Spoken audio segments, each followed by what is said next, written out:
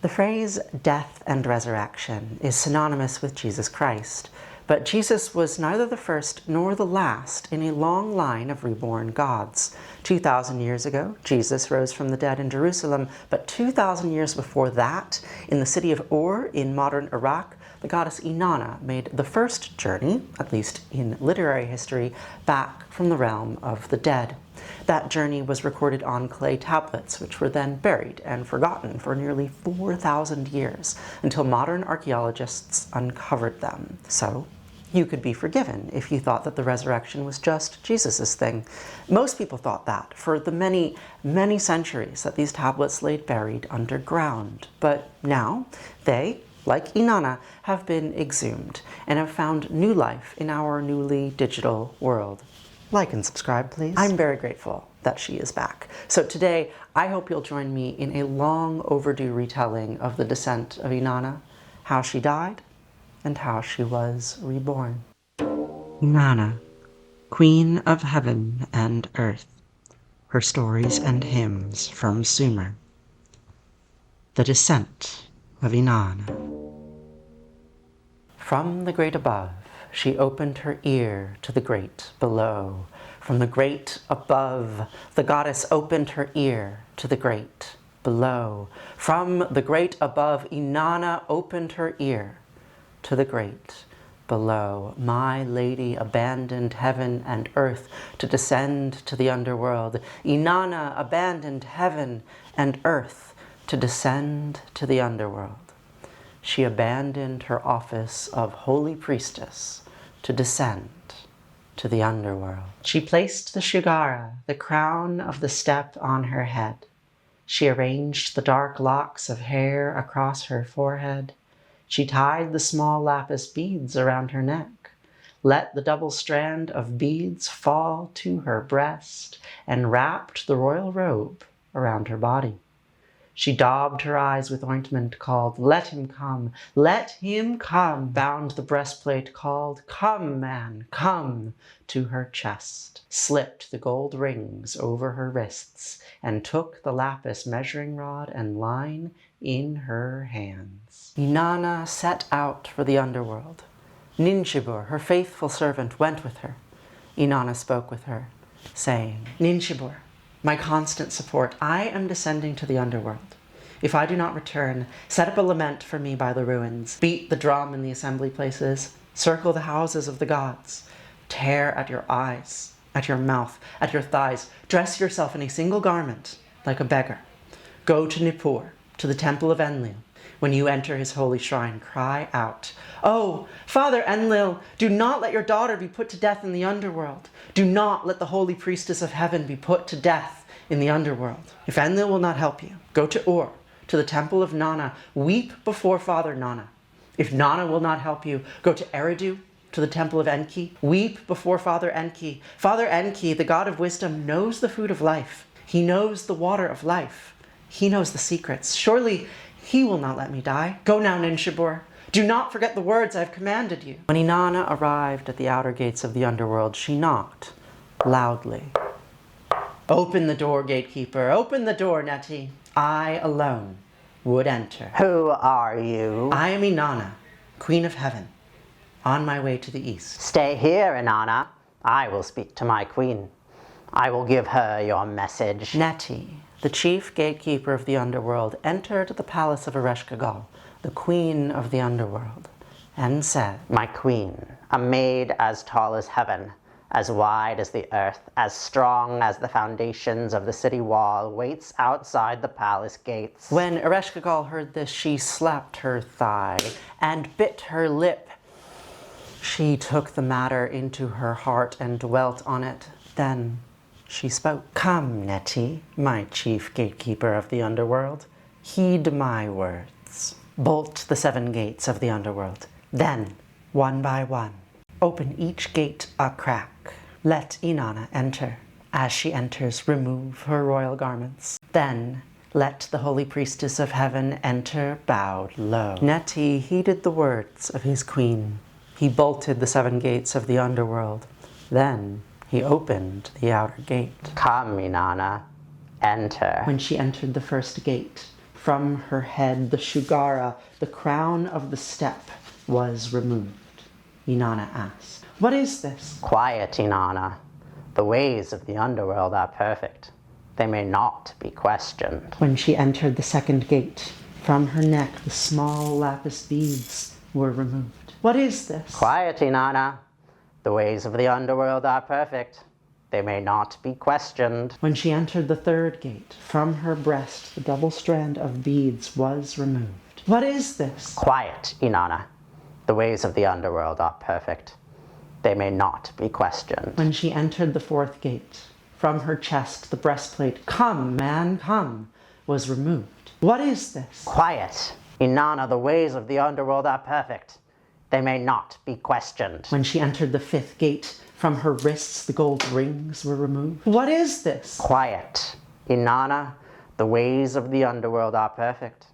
They may not be questioned. When she entered the sixth gate, from her hand the lapis measuring rod and line was removed. "What is this?" Quiet, Inanna. The ways of the underworld are perfect.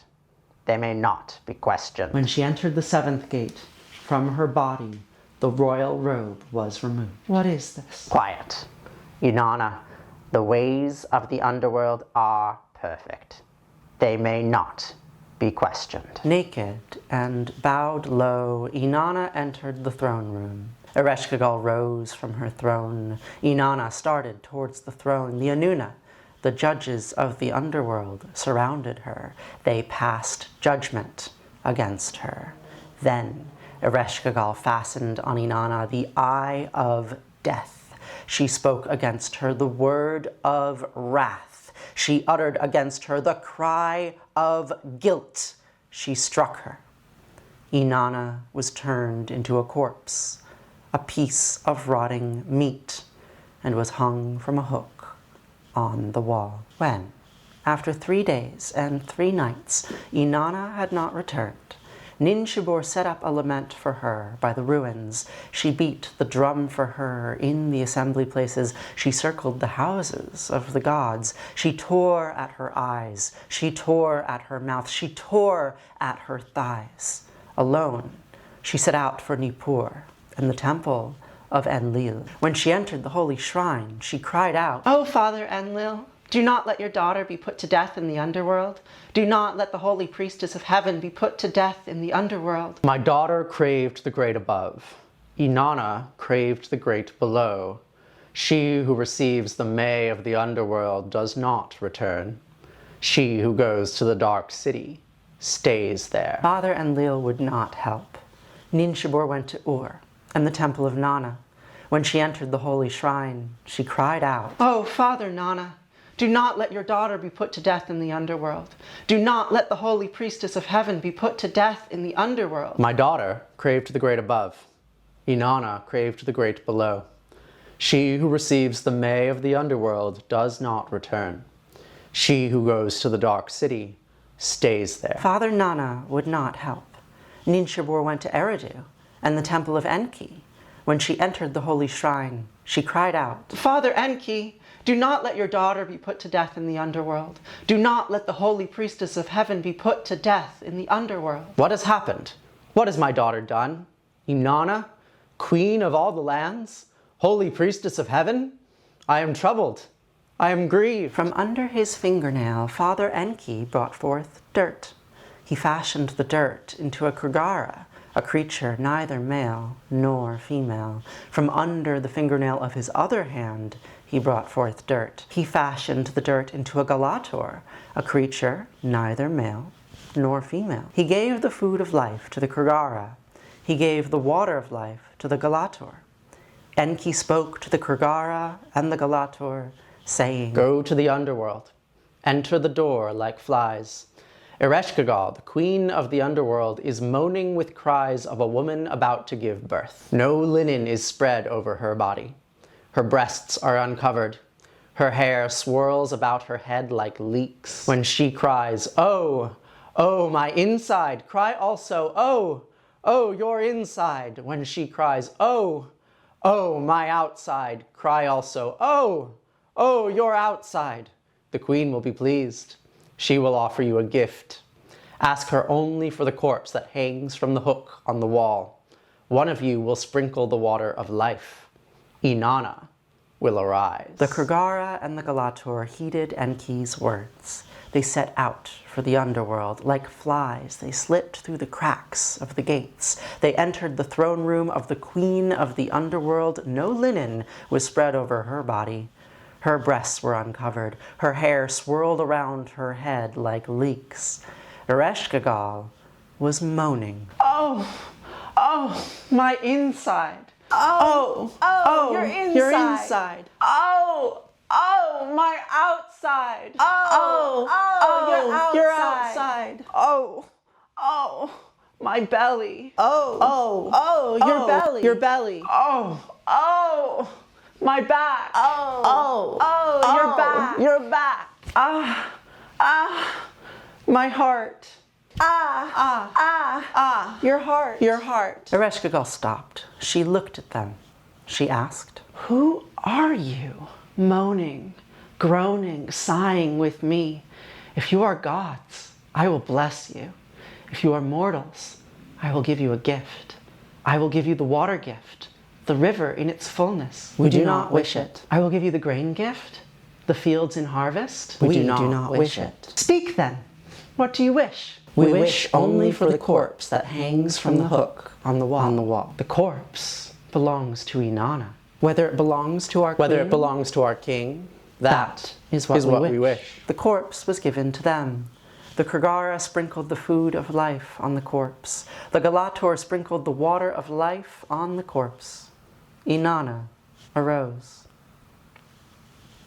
How Inanna left the land of the dead and how her husband, Dumuzi, was banished there in return is a story for another day. But for now, I'd like to leave you with this. This was not a story about a father and his son and the redemption of sin, but it was a story about empathy. Inanna's resurrection hinged on the relationship between her evil twin sister Ereshkigal and two non-binary creatures, the Kurgarra and the Glatur, who were able to feel what she was feeling and cry with her. For as long as people have been writing down stories, longer even, our fear of death has been at the core of our narrative imaginations. This earliest of resurrection stories does not tell us how to defeat death, none of them do, but it does tell us how to grieve. Inanna would not have been resurrected without a little help from her friends, and they could not have done it without feeling the pain of the Queen of Death herself. There are many ways to tell these stories, and I think this one is valuable precisely because it was forgotten for so long. Stories can be reborn too, just like goddesses. If you want to hear more stories like this one, you could subscribe. This video is part of a class that I'm teaching on Bronze Age mythology. Next week we'll be exploring the original flood narrative, long before Noah's Ark. There are links to my sources in the description below. The script for today's video came from this translation, Inanna, Queen of Heaven and Earth by Wolkstein and Kramer. Thanks for spending this time with me and these old texts. It means the world to me. I'll see you in the next one.